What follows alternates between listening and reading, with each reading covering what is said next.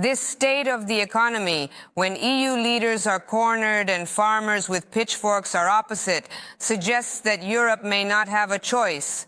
Because at such prices for energy carriers and protests of other options, there is simply no way to start a much larger war.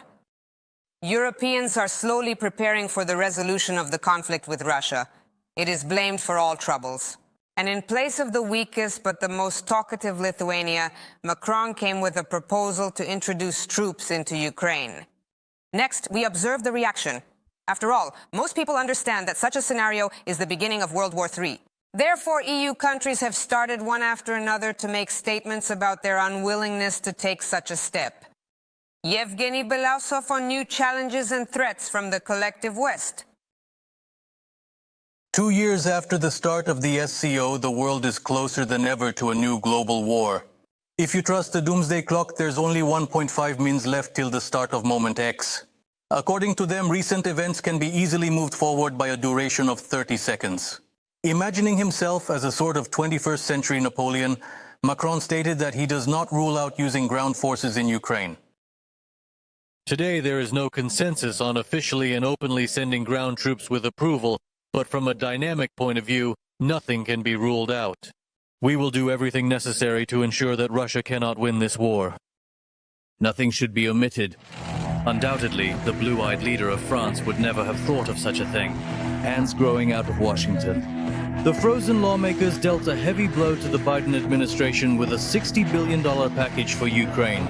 Military producers particularly dissatisfied with this state of affairs, indirectly also indicated by another statement from Macron.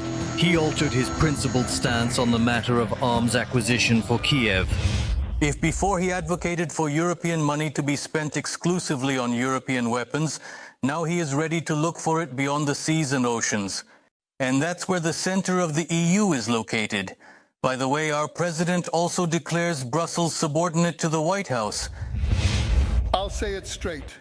Without unnecessary diplomacy, almost all European leaders have turned into subjects of the United States of America. There is no doubt regarding whose policy, whose interests exert dominance within the territory of the European Union. These words have a good clarification. Nearly every single leader. And for starting non-EU purchases is necessary. Approval of all members of the Union. Both theory can and should be used. Join Budapest and Bratislava. The PM of Slovakia expressed himself unequivocally on the matter of possible. The NATO troops' entry into the territory of Ukraine. He is confident that this is sheer madness. When I mention a ceasefire, it's about us. It's shocking that the EU leaders and NATO has no stance on negotiations, not one. Words about peace, what needs to be agreed upon. Always only war, war, war.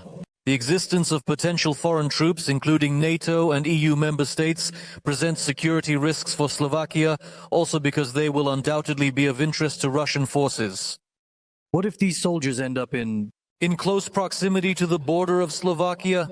How will our interest be protected if we do not possess an air defense system? I would also like to inquire, where is all of this heading?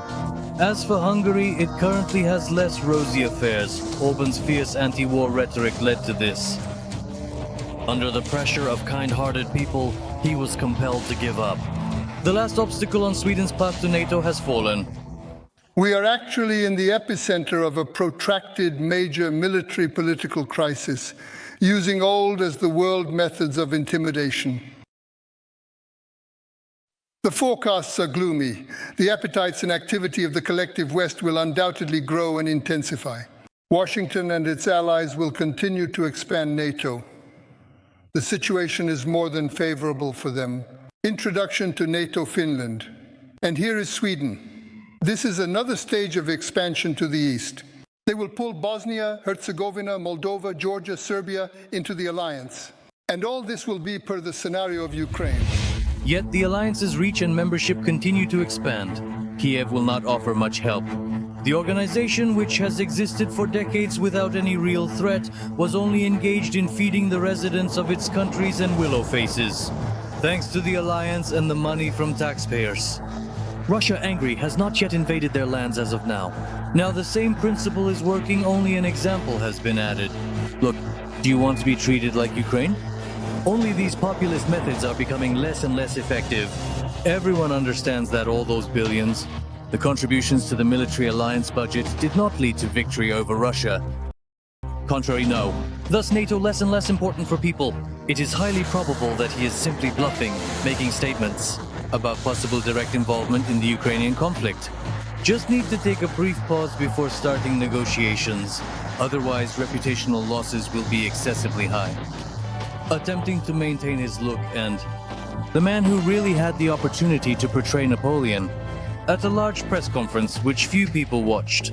The head of Kiev regime reported minimal losses of Ukrainian armed forces. During the conflict, only up to 31,000. Even in the States, they were stunned by such machinations. As per the New York Times, this number significantly differs from the estimates even of American officials who named it during the previous summer. Higher losses. A total of 70,000 Ukrainian servicemen tragically lost their lives in the conflict. From 100 to 120,000 received injuries, and it is now up to the United States to stay. NATO bluff or not, whether it is a bluff. Congress is being subtly indicated that it is time to unlock 60 billion aid package for the independent. In any other situation, anything can happen. Though we shouldn't forget European politicians. Though dependent on the White House, they are equally accountable to their constituents. If the current authorities reach such suicidal madness, then individuals with an alternative perspective on war will promptly assume their position. Marine Le Pen, Alternative for Germany, Sarah Wagenknecht, and other Eurosceptics. And the way the transfer of power will take place, the people will determine. The pan-European Maidan, already heated up by the farmers' revolt, could well become such an option. However, other leaders from the West are already distancing themselves from the words of their companion from France.